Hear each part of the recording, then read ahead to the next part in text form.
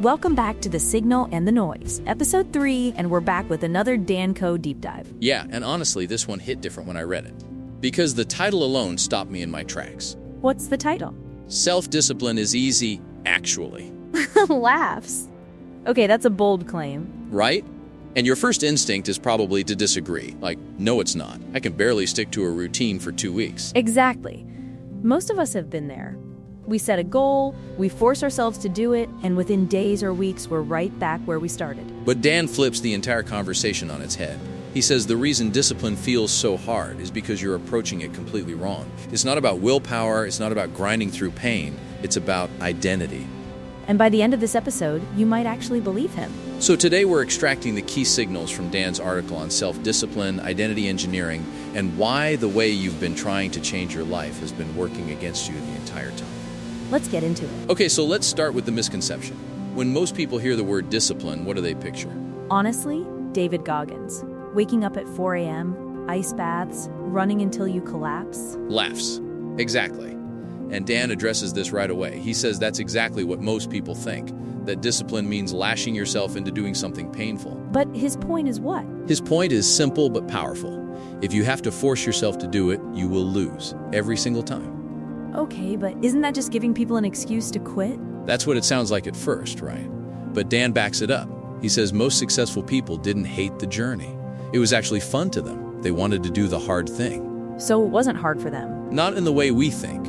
Dan makes this claim that's kind of mind-blowing. You are already disciplined toward the exact goals you are supposed to be. Wait, say that again? You are already disciplined, right now, toward goals you might not even be conscious of. How does that work? So Dan breaks it down like this. Goals get conditioned into your mind by your environment. Those goals become your filter for reality. They shape what you focus on and what you forget. Your brain helps you notice and remember information that helps you achieve those goals. And naturally, you act toward those goals, and your identity solidifies around them. So discipline isn't something you build. It's already happening. We just don't see it. Exactly. And here's where it gets really interesting. Dan gives these examples that really open your eyes. Think about a gamer. Do they have to force themselves to sit at a computer and play for hours? No. They love it. They do it all day. Right. Someone who loves a TV show will binge the entire series without any effort. Someone who procrastinates their work will scroll their phone for hours without stopping. But those people aren't lazy? That's Dan's exact point. He says those people aren't lazy. They're actually self-disciplined, just toward a goal that gives them immediate reward. Oh, wow. So scrolling your phone for 6 hours a day is technically discipline? According to Dan, yes, because discipline is persistent effort toward a goal. And most people are incredibly persistent toward comfort. Their goal, whether they know it or not, is to stay the same. That's uncomfortable to hear. It should be. Dan says most people are simply unconscious of the fact that their desire for comfort outweighs their desire for change. Comfort is their actual goal. So the signal here is discipline isn't the problem. Direction is. Precisely. You're not undisciplined. You're disciplined toward the wrong thing. And once you understand that, everything changes. Now, Dan talks about something he calls limbo, and I think a lot of people are living in this state right now without realizing it. What's limbo in this context? It's when you've exhausted your current stage of life.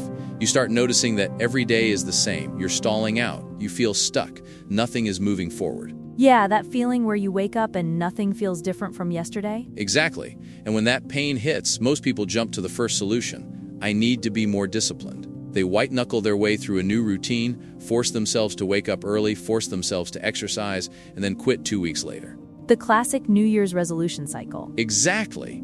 Dan says this is where most people get trapped in a loop. But here's the thing. Pain is actually the signal that change is happening, and the way out isn't to run from it. So what do? You lean into it. Dan says you have to become fully aware of how painful your current life actually is. Because once the pain of where you are outweighs the pain of where you want to be, discipline stops being painful. You don't have to force yourself anymore. So you have to sit with the discomfort first. Yes. Dan actually gives a specific exercise. Write out everything you hate about your current life. Then write out exactly what your life will look like if you never change any of it. And then sit with that for a week. Contemplate it. Let your mind work with it. That sounds painful but effective. It is, because you're not motivating yourself with hype or positivity. You're using the weight of reality to push you forward. Okay, so this is the part of the article that really shifted something for me. Dan talks about his own journey with fitness, writing, and walking. Yeah, and what's key here is that he's been training for 12 years, writing every day for 5 years, and walking 10,000 steps daily for 4 years. These aren't small habits. But he admits he fell off multiple times before they stuck. Right, and here's the difference between the times he failed and the time it finally worked. When it stuck, it wasn't because he forced it. It was because of experimentation and discovery. So it felt different. Completely different. Dan gives this great example from middle school. He had terrible self-confidence, he was tall and lanky and felt awkward, so he became obsessed with fitness and nutrition. He was reading nutrition books on the bus to school. Not because someone told him to, because he wanted to. Exactly.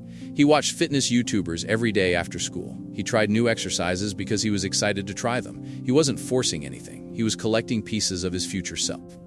So the signal is, discipline isn't something you force, it's something you discover through experimentation. Precisely. Dan says the problem is most people learn without experimenting. They read about something, they think they understand it, but they never actually try it. So there's no feedback loop. Nothing sticks. And without that feedback loop, there's no motivation to keep going. Right. The experimentation creates the momentum, and the momentum creates the identity. And once it's your identity, it's no longer discipline, it's just who you are. And this brings us to the final piece, Dan's framework for actually engineering a new identity. He breaks it down into 4 steps. Let's hear them. Step 1, recognition. You have to recognize that you are already pursuing goals whether you are conscious of them or not. Those goals are shaping how you see reality, and most of them were put there by your parents, teachers, and culture, not by you. So the first step is just awareness. Exactly. Step 2, strategic dissonance. This is where you let the gap between who you are and who you want to be grow wider on purpose. You cultivate dissatisfaction with your current life by noticing where you'll end up if nothing changes. So you're making yourself uncomfortable intentionally. Yes, because that discomfort primes your brain to start looking for change. Your mind starts noticing information and opportunities that can help you. Step 3, environment engineering. This is huge. Dan says unfollow people who aren't helping you grow. Remove the junk food. Map out your week hour by hour. Surround yourself with people, places, and things that give you new things to try and experiment with. So you're redesigning your environment to support the identity you want to build. Exactly. And step 4, self-experimentation. Try everything until you find the one thing you can't pull yourself away from. Don't be assigned a goal. Discover it through trying, then repeat that process until it becomes who you are. So it's not about willpower at all. It's about designing the conditions where discipline becomes automatic. That's the signal. Discipline isn't built through force. It's engineered through awareness, environment, and experimentation. All right, let's extract the key signals from today's episode. Signal number 1. If you have to force yourself to do it, you will lose. Discipline through willpower alone doesn't work. It never has. Signal number 2. You are already disciplined, just possibly toward the wrong goals. Most people are incredibly persistent toward comfort without even realizing it. Signal number 3. Limbo is the starting point, not the enemy. The pain of feeling stuck is the signal that change needs to happen. Lean into it instead of running from it. Signal number 4. Discipline isn't built, it's discovered. Experimentation and curiosity create the feedback loop that makes habits stick naturally. And signal number 5. You can engineer your identity through 4 steps: recognition, strategic dissonance, environment engineering, and self-experimentation. The core message from Dan today is this: stop trying to force yourself into becoming someone you're not yet. Instead, create the conditions where that person emerges on its own. It's not about grinding harder.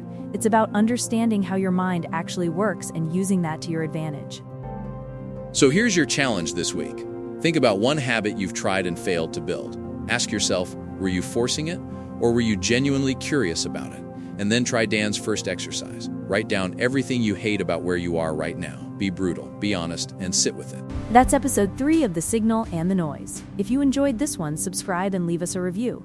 It helps more than you think. We'll link to Dan Koe's full article in the description. Seriously, go read it. There's layers to this one. Next week, we're breaking down a completely new article on a different topic. Stay tuned. Until next time, cut through the noise. Find the signal. See you next week.